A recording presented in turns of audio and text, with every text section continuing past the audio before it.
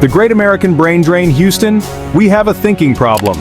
Picture this, it's 2025, and America's once bustling university halls are starting to echo with an unsettling quiet. Imagine lecture theaters with more empty seats than a Nickelback concert revival tour. Laboratories, once buzzing with discovery, now have tumbleweeds blowing past the Bunsen burners. It's a scene that should send a shiver down the spine of anyone who cares about progress, innovation, and not becoming a global intellectual backwater. This isn't a drill, folks. It's a quiet crisis, an exodus of intellect. See all those little brain icons? Notice how they're all wearing tiny little jetpacks and flying away from the good old US of A? They're taking their brilliant ideas, their research, their potential Nobel Prizes, and their taxable incomes with them.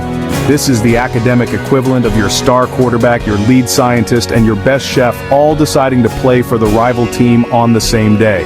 When these individuals decide that America is no longer the prime destination for their talents, it's not just an academic problem, it's an American problem. It's time to get serious about keeping our best and brightest right here. Alright, so you hear the term brain drain, and you might picture a rather unfortunate incident involving a sink and perhaps too much hair. Well, I'm here to tell you that the academic brain drain we're discussing is significantly less about clogged pipes and infinitely more about the future of an entire nation. It's the large-scale emigration of a country's highly skilled and educated individuals to other nations, seeking better opportunities, better pay, or a more conducive environment for their work. Think of it as your country's intellectual talent pool slowly but surely leaking out. For decades, the United States was actually the primary beneficiary of brain drain from other countries. We built a reputation as the global hub for innovation and higher learning, a place where brilliant minds could thrive and achieve their full potential. But oh, how the turntables have, well, turned. When a country starts losing its top minds, it's not just losing individuals, it's losing its competitive edge. The loss of intellectual capital is a slow burn, a creeping erosion of a nation's foundation. It's a serious warning sign that something is fundamentally amiss. So, if America is becoming the academic equivalent of a party everyone's quietly trying to leave, where exactly are these intellectual emigres setting up their new, presumably much happier labs and libraries? Countries like Canada, for instance, are rolling out the welcome mat, offering streamlined immigration processes for skilled academics, robust research funding, and a political climate that generally doesn't treat science like a controversial opinion. Then you have European powerhouses like Germany and the Netherlands. They offer something increasingly rare in the US academic job market: stable, well-funded positions, often with better job security and benefits. And let's not forget countries in Asia, particularly China, which has been aggressively investing in its higher education and research sectors for years. Australia, too, with its strong universities and appealing lifestyle, is another destination increasingly appearing on the radar of disillusioned American academics. The reasons for this academic migration are multifaceted, a veritable cocktail of push and pull factors. On the push side from the US, we have dwindling research budgets in certain fields, the precarious nature of academic employment, and an increasingly polarized and sometimes hostile political environment. On the pull side, these other countries are offering the academic equivalent of a warm hug, better funding opportunities, greater respect for scholarly work, more stable career paths, and often a higher quality of life with more comprehensive social safety nets. It's a compelling package, especially when your current employer seems to view you as an expensive line item rather than a national asset. Let's talk about money, or rather, the distinct lack of it in many corners of American academia. Graduate student stipends, for example, are often so meager that they barely cover rent in many university towns, let alone food, healthcare, or the occasional non-ramen meal. You have brilliant individuals working on potentially world-changing research who are also figuring out how to stretch a $5 bill for a week's worth of groceries. Then there's the adjunctification of higher education. That's a fancy word for universities relying more and more on part-time, poorly paid instructors with little to no job security or benefits, rather than hiring full-time, tenure-track faculty. These adjunct professors are often highly qualified, passionate educators, but they're piecing together a living by teaching multiple courses at different institutions, sometimes for less than minimum wage when you factor in all the hours. And for those who do manage to land a coveted research position, the battle for funding is relentless and often soul-crushing. Securing grants from agencies like the NIH or NSF has become hyper-competitive, with success rates plummeting in many fields. Compare this to the financial packages and research support offered in some other countries, and the picture becomes painfully clear. America is trying to win the global talent race while running on a budget that screams we'd prefer if you worked for free or perhaps for exposure. Section 5, Politics in the Petri Dish. When culture wars scare off the scientists. It's not just about the money, though. That's a big, screaming, underfunded part of it. The political and cultural climate in the United States has, shall we say, become a tad challenging for those in the academic and scientific communities.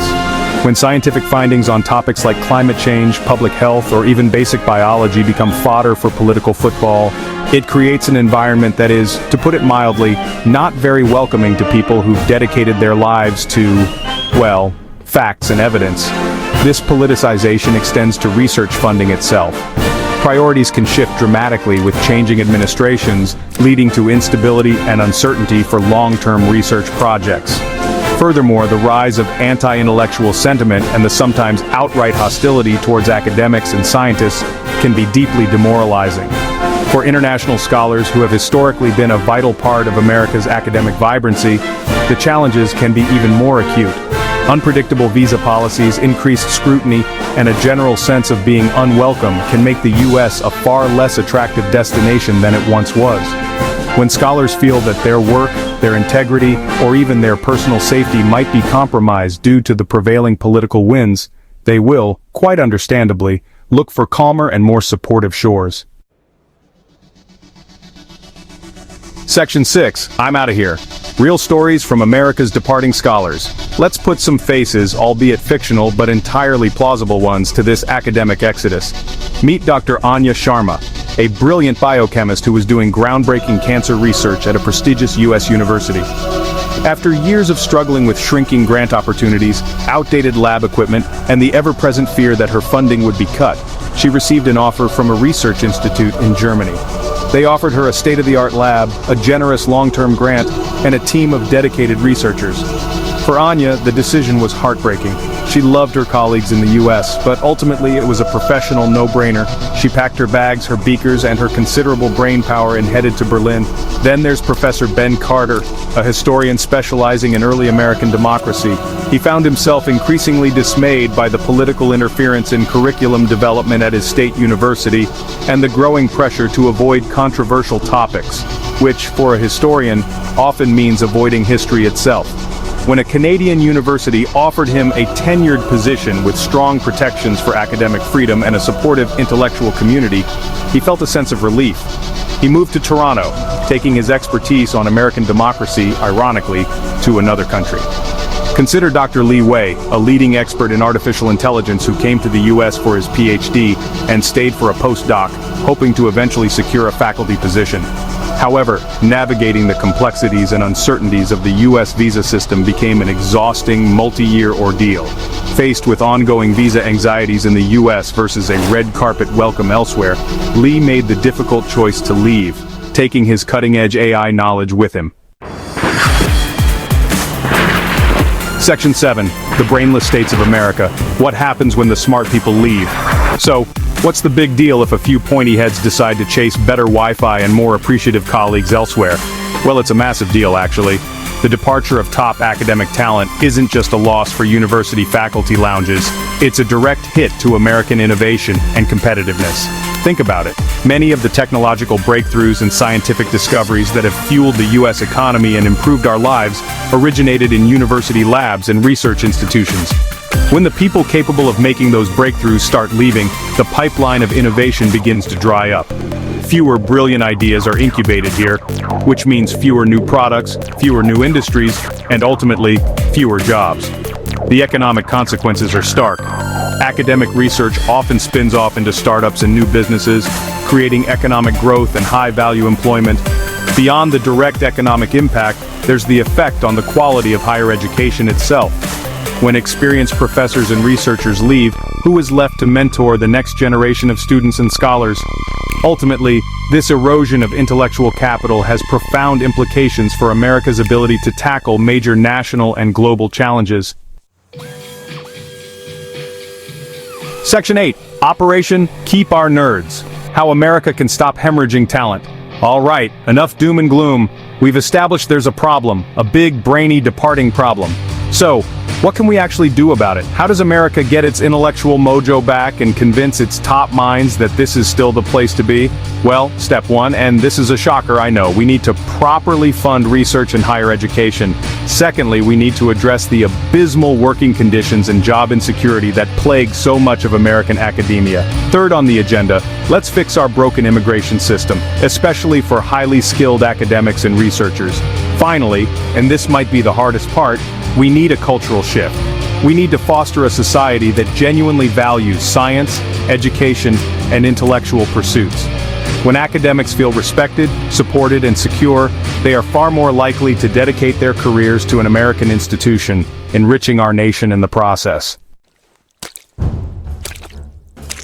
Section 9. The final equation, your country needs you to think about this seriously. So, there you have it. America, the land of opportunity, is increasingly becoming the land of opportunity elsewhere for some of its most brilliant minds. Our classrooms are a little emptier, our labs a little quieter, and our collective future a little dimmer because of this academic brain drain. It's not just a niche problem for people in tweed jackets with elbow patches, it's a fundamental threat to America's innovation, its economy, and its ability to solve the big, hairy problems that are undoubtedly heading our way, whether we like it or not. Ignoring this is like ignoring a termite infestation in your house. It might seem small at first, but eventually, the whole damn thing could come crashing down. This isn't about pointing fingers or wallowing in despair, though a little constructive panic might not be entirely out of place. It's about recognizing a serious challenge and demanding serious solutions. We've talked about increasing funding, improving working conditions, fixing immigration, and fostering a more supportive culture for academia. It's time to grab the intellectual equivalent of a really big wrench and a whole lot of duct tape or, sensible, well-funded policies and get to work.